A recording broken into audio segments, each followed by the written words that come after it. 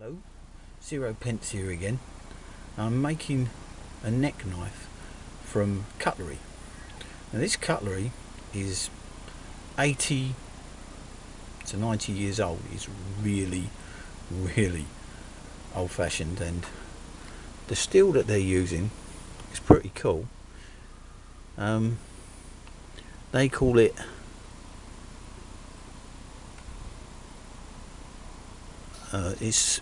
it's their version of stainless steel, and I think it's a high nickel content, but don't quote me on it.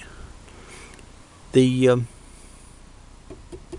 knife is knackered, and the reason I do this is they make brilliant lightweight neck knives that don't pull your neck down and they're like a lump of steel around your neck. These tangs, right, as you can see, there's a little bit of rust on that tang. If that's left like that, it will end up like that, basically useless. I can't use it for anything, I've got no tang on it, but I can. If I use a little bit of ingenuity, I can use it for something, but it's not as good as having a tang still attached to it. As you can see, that tang's in perfect condition, and so's this big beastie. Now this is how it looked, obviously, with the bone construction handle on it, and this one actually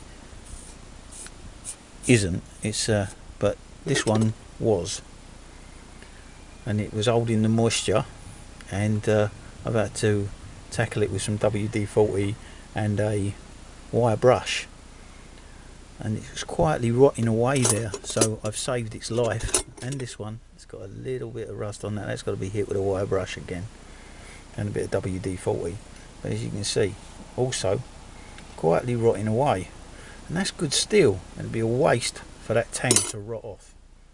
So here we are. Now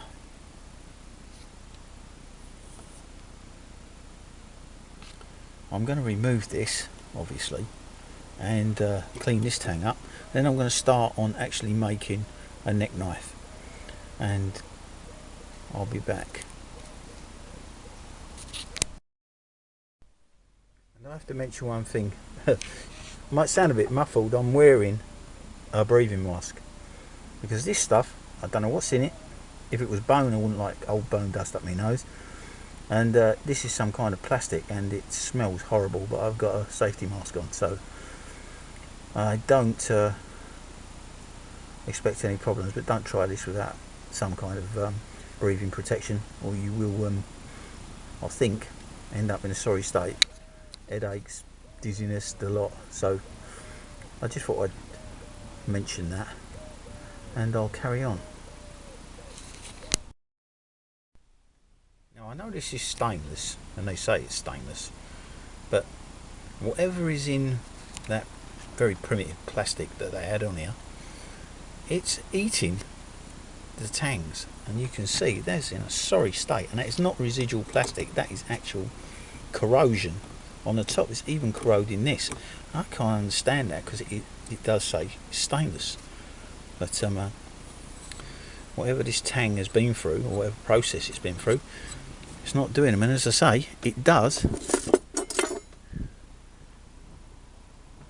if you can see that, it's not snapped, it's actually eaten away right through the end of it, and it's flaky. So that's one of the reasons that I actually do this, and the other reason is because I enjoy it, and it makes good little Cutlery steel knives, and this still deserves using again, because it's brilliant. As I say, I'll clean that up, squat it with WD-40 and get it back with a wire brush, and this will make a nice little knife.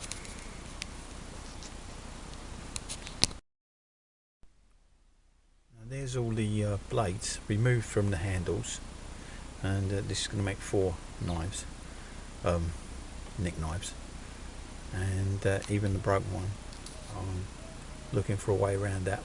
Don't know yet, but I'm definitely still going to use it because it's a cracking blade.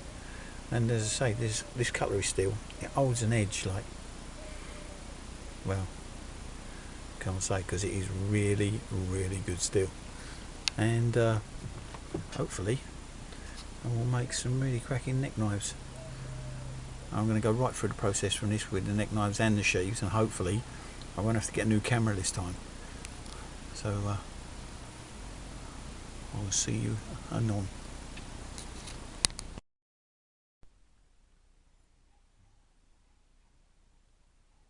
Here's my